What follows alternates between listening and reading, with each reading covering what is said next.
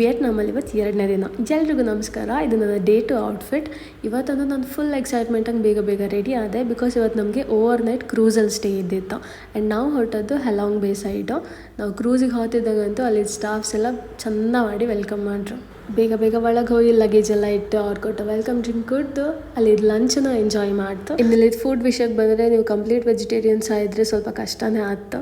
Non vegetarian ನನಗೆ ಸ್ವಲ್ಪ ಕಷ್ಟ ಆಯಿತು. ಸೊ ನೀವು ವಿಯೆಟ್ನಾಮ್ ಬಂದರೆ ಫುಡ್ ಆರ್ಡರ್ ಮಾಡೋದಕ್ಕೆ ಸ್ವಲ್ಪ ಕಂಡು ಆರ್ಡರ್ ಮಾಡಿ. ಆಮೇಲೆ ರೂಮ್ ಕಾಮ ಅಂತ ಬಂದೆ. ರೂಮ್ ತುಂಬ ಬ್ಯೂಟಿಫುಲ್ ಇದ್ದಿತ್ತು, ವ್ಯೂ ಚಂದ ಇದ್ದಿತ್ತು. ಒಂದು 20 ಮಿನಿಟ್ಸ್ ರೆಸ್ಟ್ ಆದಮೇಲೆ ನಮ್ಮನ್ನು ಒಂದು ವ್ಯೂ ಪಾಯಿಂಟಿಗೆ ಕರ್ಕೊಂಡು ಹೋರು. ಇಲ್ಲಿ ಆಲ್ಮೋಸ್ಟ್ 20 to 25 ಮಿನಿಟ್ಸ್ ಟ್ರೆಕ್ ಮಾಡೋಕ್ಕಿದ್ದಿತ್ತು. ಟ್ರೆಕ್ಕಿಂಗ್ ಎಲ್ಲ ಆದಮೇಲೆ ಈ ಬ್ಯೂಟಿಫುಲ್ ವ್ಯೂ ಸಿಕ್ತು. ಅದನ್ನೆಲ್ಲ ಕಂಡು ಎಂಜಾಯ್ ಮಾಡಿ ನಮ್ಮದು ಇನ್ನೊಂದು ಪ್ಲೇಸಿಗೆ ಕರ್ಕೊಂಡು ಹೋರು.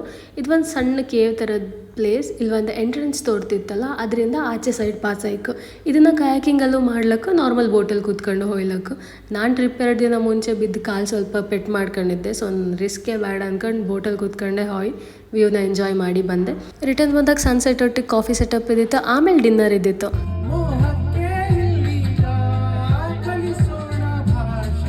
ಈ ಬ್ಯೂಟಿಫುಲ್ ಕನ್ನಡ ಸಾಂಗ್ ಅಂತ ನಮ್ಮ ಡಿನ್ನರ್ನ ಎಂಜಾಯ್ ಮಾಡ್ತು.